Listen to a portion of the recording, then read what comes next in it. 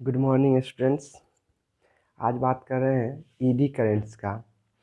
Electromagnetic induction में हमने देख लिया है कि फैराडेज लॉ क्या होता है, लेंज लॉ क्या होता है, इलेक्ट्रोमैग्नेटिक इंडक्शन किसको कहते हैं, ये सारी चीज़ें देख चुके हैं। अब हम लोग बात करते हैं, उसके साथ साथ मोशनल ईएमएफ भी बता चुके हैं। तो अब बात करते हैं ईडी करेंट्स का कि ईडी करेंट्स क्या होता है। तो जब हम लोग किसी कंडक्टर में करंट देते हैं, किसी भी कंडक्टर में अगर करंट देते हैं या फिर कंडक्टर के ऊपर एक वायर को लपेट देते हैं, जैसे कि इलेक्ट्रोमैग्नेट में जैसा पढ़े थे कि एक ये सॉलिड कोर है या क्या है, एक सॉलिड कोर है, इसके ऊपर वायर को लपेटा गया है, वाउंड किया गया है और इससे करंट को पास करा दिया गया है। अगर करंट का वैल्यू चेंज करेगा टाइम के साथ, करंट का वैल्यू अगर चेंज करता है, दैट मीन्स कि फ्लक्स चेंज हो रहा है उस लूप के साथ। अब जैसे ही फ्लक्स चेंज होता है तो इस मेटालिक कोर के अंदर, मतलब इस कंडक्टर के अंदर, सॉलिड कंडक्टर के अंदर एक छोटा छोटा लूप बनता है करंट का, छोटा छोटा लूप। छोटा छोटा जो लूप बनता है वही लूप क्या कहलाता है, ईडी करंट्स कहलाता है। तो हम देख लेते हैं, the current induced in bulk pieces of conductor. Bulk pieces of conductor कहने का मतलब कि इस सॉलिड कंडक्टर के इनसाइड में। When the magnetic flux link with the conductor changes are known as eddy currents। Magnetic flux जो होगा वो लिंक होना चाहिए। कहने का मतलब कि अगर कहीं भी मैग्नेटिक फ्लक्स चेंज हो रहा है तो वह मैग्नेटिक फ्लक्स के अंदर ही ये कंडक्टर को भी होना चाहिए। मतलब ऐसा नहीं कि मैग्नेटिक फ्लक्स इस जगह पे चेंज हो रहा हो और कंडक्टर बहुत दूर रखा गया हो, ऐसा नहीं। मतलब दोनों एक दूसरे के काफ़ी नज़दीक होना चाहिए। तो वैसे टाइम में इस कंडक्टर में एक छोटा छोटा लूप बनता है करंट का, एक सर्किट तैयार होता है जिसको हम लोग ईडी करंट कहते हैं। It always produced in plane of perpendicular to the direction of magnetic field. ये हमेशा मैग्नेटिक फील्ड का जो भी डायरेक्शन होगा उस कंडक्टर के पास, उसके परपेंडिकुलर प्लेन में यह प्रोड्यूस होता है। It shows both heating and magnetic effects. अब जैसे ही एक करंट प्रोड्यूस होता है तो यह दोनों टाइप का नेचर शो कर, दोनों टाइप का ये इफेक्ट शो करता है। एक की यह हीट भी जनरेट करता है और दूसरा की मैग्नेटिक इफेक्ट भी शो करता है। मतलब वह कंडक्टर जो होगा वो धीरे धीरे गर्म होना शुरू हो जाता है। The magnitude of eddy currents. Eddy current के मैग्नीट्यूड को हम लोग कैसे डिफाइन करेंगे, तो I equal to induced EMF by resistance. जो भी इंड्यूस्ड वो इसमें जो भी उसमें ईएमएफ प्रोड्यूस हो रहा होगा उसका वैल्यू डिवाइडेड बाय रेजिस्टेंस, वह क्या हो जाएगा, करंट हो जाएगा। और ईएमएफ जो होता है वह क्या होता है, minus d phi by d t होता है। तो ईएमएफ की जगह पे हम minus d phi by d t रख सकते हैं और आर से डिवाइड करना है इसलिए 1/r, that is I equal to -1/r into d phi by d t भी हम लोग लिख सकते हैं इंड्यूस्ड करंट के मैग्नीट्यूड को। It was discovered by Foucault in 1895। मतलब फौकल्ट के द्वारा 1895 में इसको डिस्कवर किया गया था, इसलिए ईडी करंट को फौकल्ट करंट भी कहा जाता है। Eddy current are undesirable since they heat up the core and dissipate electrical energy in the form of heat. जो ईडी करंट होता है वह अनडिजायरेबल है, मतलब मुझे नहीं चाहिए। क्यों नहीं चाहिए, क्योंकि यह हीट जनरेट करता है और दूसरी चीज़ कि यह हीट जो होता है वह कहाँ से लाता है, तो इलेक्ट्रिकल एनर्जी के फॉर्म में यह रेडिएट करता है, मतलब लूज करता है। तो यह क्या हो गया, मेरे लिए तो लॉस हो गया। तो ईडी करंट जो होता है वह अनडिजायरेबल होता है। ED current are minimized by using laminations of metal to make a metal core। ED current का यूज हम लोग ED करंट को अगर मिनिमाइज करना है, कम से कम करना है, तो हम लोग क्या करते हैं, लेमिनेशन ऑफ मेटल कर देते हैं। लेमिनेशन ऑफ मेटल्स कहने का मतलब कि कोई एक सॉलिड मेटल नहीं लेकर के हम लोग एक इस टाइप का मेटल लेंगे। जैसे अगर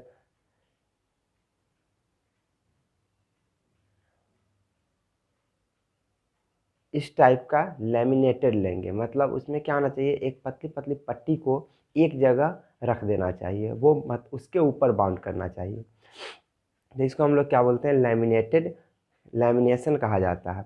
या फिर ये भी कह सकते हैं कि लेमिनेटेड कोर का यूज करना चाहिए। अब इसके अलावे क्या है, अगर ईडी करंट अनडिजायरेबल है फिर भी हम लोगों ने क्या किया, उसका कुछ एप्लीकेशन देखा। एप्लीकेशन कहने का मतलब कि उसका कुछ पॉजिटिव एस्पेक्ट भी देखे। क्या पॉजिटिव एस्पेक्ट देखे, तो एप्लीकेशन ऑफ ईडी करंट, मतलब ईडी करंट का कहाँ कहाँ पे यूज किया जाने लगा। तो तो सबसे पहला है मैग्नेटिक ब्रेकिंग इन ट्रेन्स।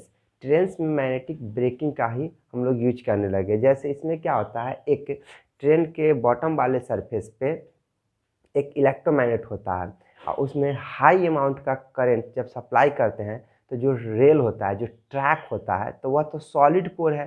तो उस ट्रैक के पास क्या हो गया कि मैग्नेटिक फ्लक्स चेंज होने लगा।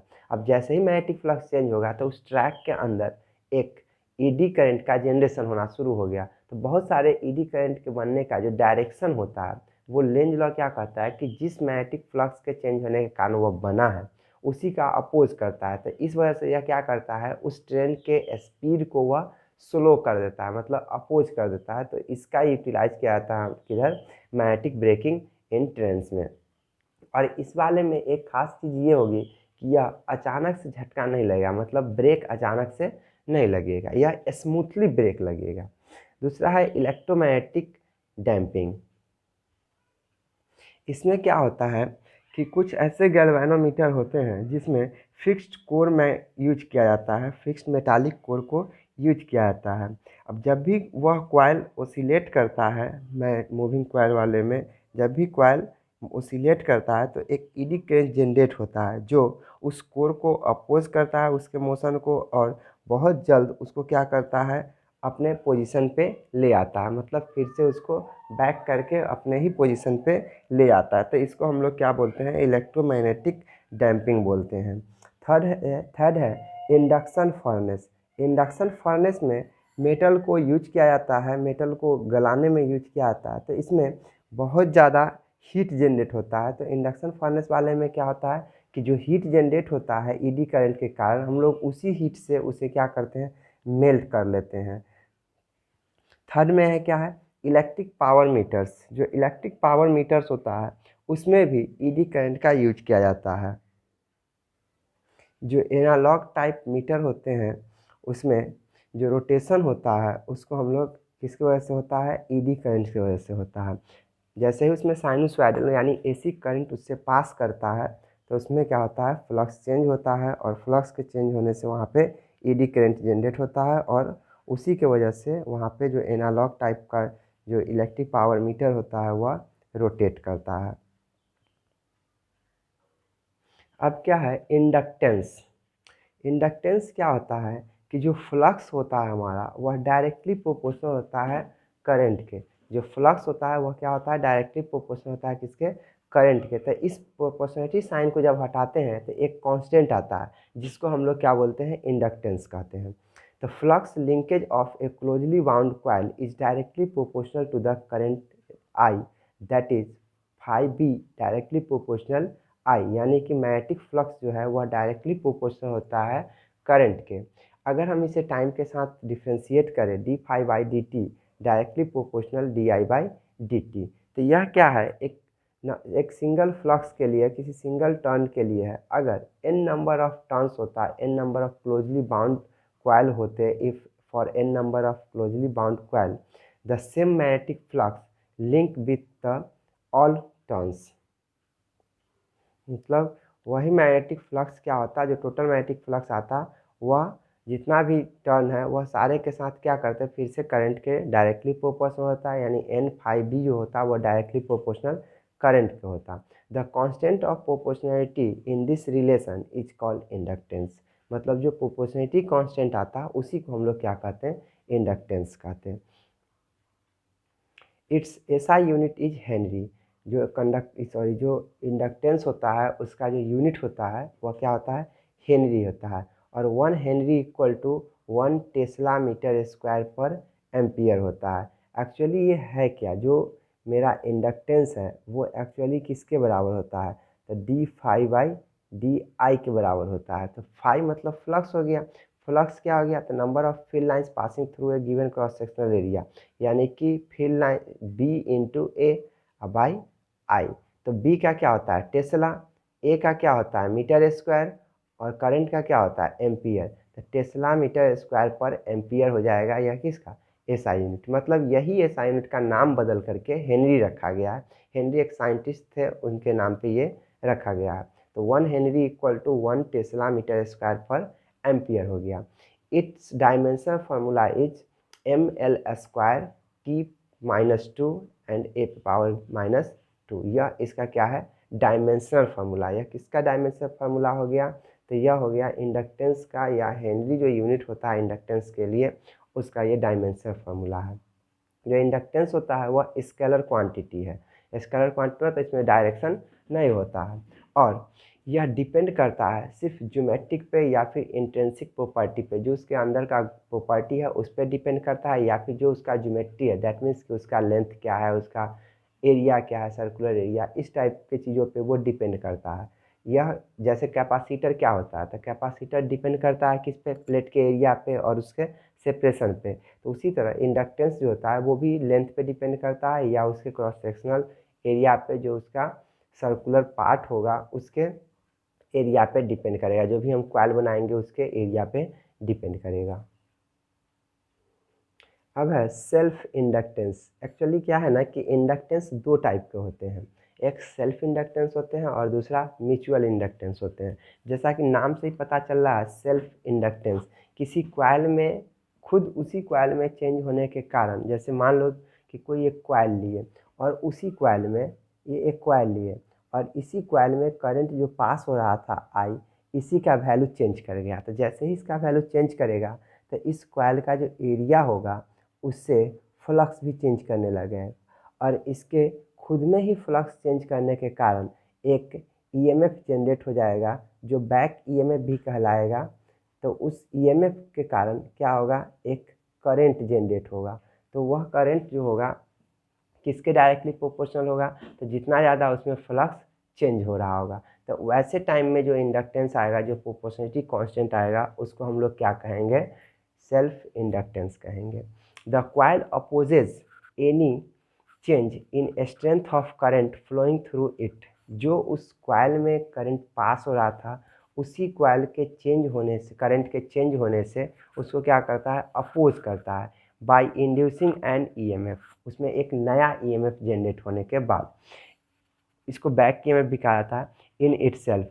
This property of coil is known as self inductance, और इसी को क्या कहा जाता है, सेल्फ इंडक्टेंस कहा जाता है। हमें सेल्फ इंडक्टेंस जो होता है वह लॉन्ग सोलेनॉइड के लिए निकालने के लिए आ जाता है क्वेश्चन में। तो लॉन्ग सोलेनॉइड का सेल्फ इंडक्टेंस अगर निकालना हो तो जैसा कि पीछे ही बता दिए हैं कि जो इंडक्टेंस होता है वह उसके करंट पे पास डिपेंड नहीं करता है, ना तो उसके फ्लक्स पे डिपेंड करता है, वो सिर्फ इसके क्रॉस सेक्शनल एरिया पे या फिर इसका क्या लेंथ है इस पे डिपेंड करता है। तो हमें अभी निकालना क्या है, तो self inductance of long solenoid. एक लॉन्ग सोलेनॉइड का सेल्फ इंडक्टेंस निकालना।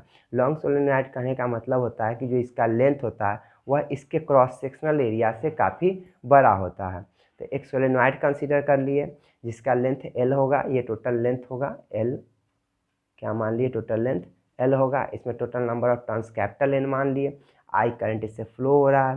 तो देखो, तो मैग्नेटिक फील्ड का फार्मूला क्या होता है, ये मैग्नेटिक फील्ड का फार्मूला 2 चैप्टर पहले पढ़ा चुके हैं। तो magnetic field inside a solenoid at any point is B equal to mu naught N I, where small n is the number of turns per unit length. But अगर हम इसे capital N के term में लिखें तो B equal to mu naught N I by L.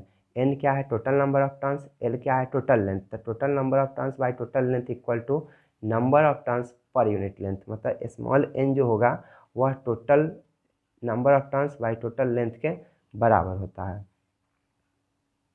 That is where mu naught equal to magnetic permeability of free space. Mu naught से सब कोई फैमिलियर है, म्यू नॉट के बारे में जानते हो, म्यू नॉट का वैल्यू भी जानते हो।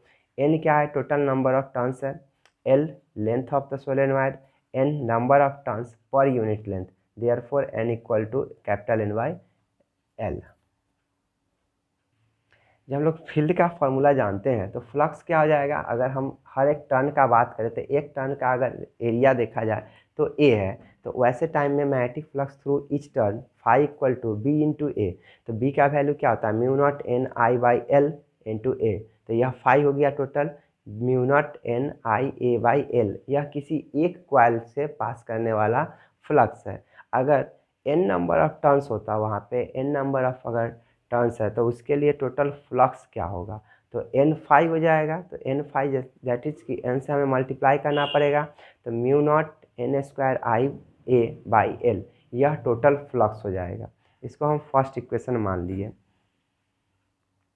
If L is a coefficient of self inductance then n phi equal to L into I. यहीं पे बताए थे कि जो n phi directly proportional i का होता है, उसका जो कांस्टेंट होता है वह इंडक्टेंस कहलाता है। तो यहाँ पे किसके कारण आ रहा है? सेल्फ इंडक्टेंस, मतलब खुद के कॉइल में करंट के चेंज होने के कारण जो करंट या जो ईएमएफ डेवलप हुआ था, वही मेरा क्या होता है, यह जो डायरेक्टली प्रोपोर्शनल की जगह पे आया है यह साइन, इसको हम लोग क्या कहते हैं? सेल्फ इंडक्टेंस कहते हैं।